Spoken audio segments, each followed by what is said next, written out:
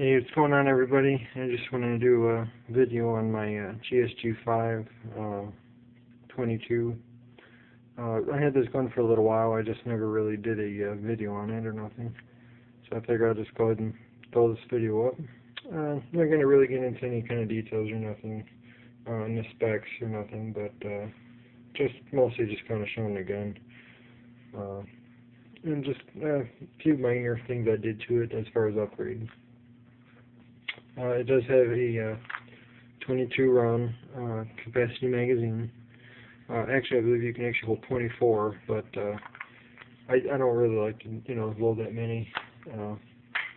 Sometimes you'll have some issues, but and plus, just this weapon's very heavy, especially for being classified as a pistol, because of the short barrel and no stock.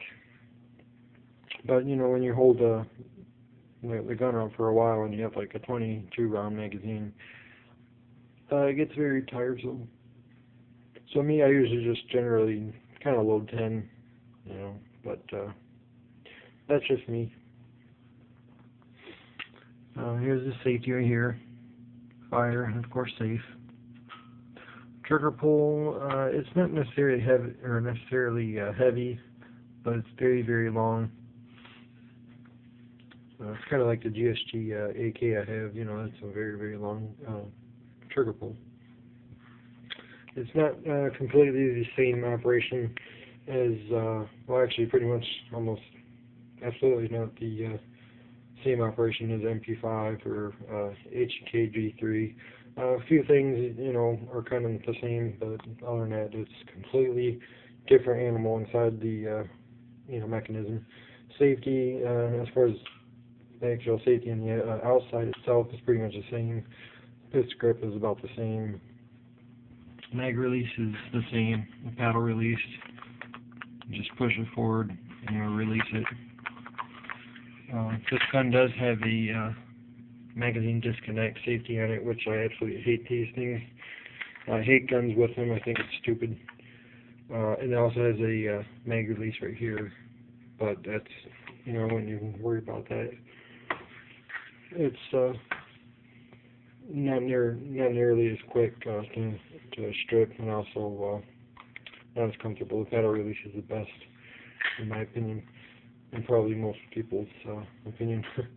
But the charging handle or the cocking tube is basically the same as an MP5 G3. Of course, a little different, but it's operation-wise is about the same for the most part.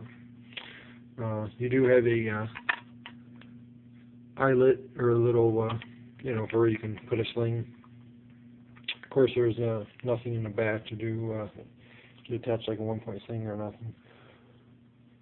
I believe they do sell extra caps for these in the back here that will have a swivel stud on it, and then you can go ahead and attach a sling, or like a 1-point or whatever kind of type of sling you want to do. I did the push pin upgrade, which I highly recommend. It's in for the handguard and the 2 for the lower receiver, basically. Instead of the traditional, you have basically have like 2 screws, flathead screwdrivers, and one of them you just hold it while you take your other hand on one side and actually unscrew it while you're holding the other side steady. It is just an absolute bear to take apart. After you've touched up this gun about twice, you're like, screw this, and this is the best thing you can get right here. You just pop these pins out, take that cap off, that's it. And then of course, the rest. There's more, work you gotta do to take the bolt out. The bolt carrier and all that stuff, but as far as stocks, you can put a stock on here, but of course it would be illegal in the United States. I know in Canada you can, put stocks on a short barreled. They don't have any regulations on short barreled rifles or shotguns or nothing like that. But in the United States, unless you do your pay your $200 tax and tax stamp and get it all okay by the ATF, then you can go and throw stock on here. But if you wanted to, all you gotta do is pop this pin out, take this cap off, throw a stock on there, pop the pin in, game's over. I know it'll be tempting, but don't get caught doing it, because you'll be in big trouble. This is another upgrade I did. Put this little 3-lug suppressor adapter, and it's also there's a threaded one too. So if you have either I'm not going to take it all the way off, but so if you basically have a suppressor, like if you have your permit and got a suppressor 22 one, you can either get a 3-lug suppressor, and then you can use a 3-lug, or you can use the standard thread size for 22s. You know, most of them use. I forget what the actual diameter is or the thread is, but then you can use that too. You know, for if you can't find suppressor with a 3-lug, then you can use that. Or if you want to find the 22 fake suppressor, you can go and throw that on there too, just to make it give it a cool factor. This piece alone was pretty expensive. I don't know, I think it was like around 70 or so, or maybe a little less. I can't remember. But of course, you don't need no kind of permit or nothing for this. This is just the adapter, and I think it gives it the MP5 look a little better, more realistic look. All it does is just thread right on to the barrel, just kind of goes over like a sleeve, The one, that comes with this gun is kind of like a birdcage hider, kind of like in an AR-15, but it's real big, and it just looks absolutely goofy. So that was the one thing, even if I don't have any type of fake suppressor, then I just wanted just for the looks, because it looks just way better with this, in my opinion. The only other upgrade I did, actually I put this in, this is an actual real G3 H&K drum sight. It has all the numbers and everything on it, and it still works. You can still turn it and everything. The one that came on or with this gun was plastic, and it didn't have the numbers in it.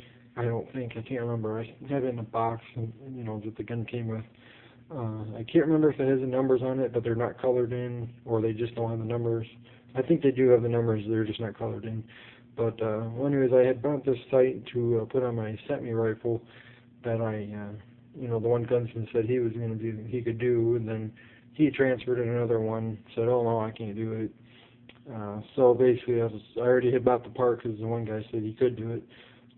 So that whole idea just got thrown in the garbage. So I had this piece, and I ended up buying this gun sometime later. And I said, hey, I'll just put this on there, at least I'll make it look a little better with the painted numbers. And so, it's not plastic and it's steel.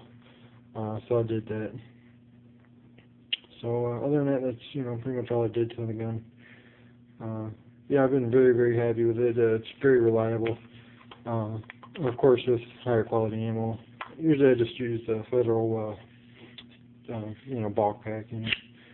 Magazines are absolutely easy to load. I recommend not, bringing it way down here and start dropping shells in, because sometimes they will like nosedive or something. So I'll just bring it down a little bit, just put one in, bring down a little more, put another one in, and do that. Just do a little at a time, and you have no problem loading.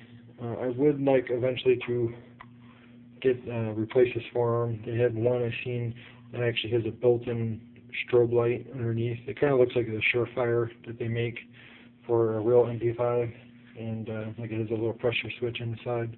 It was very inexpensive. I think it was around like $40 or so, and it just, I think, would make this gun look a lot cooler. I just never came around to doing that, but other than that, very happy with this gun. Not the most practical in the world, not the most accurate, and of course if you put some sort of optic on here with the mount, it'll be a lot more accurate.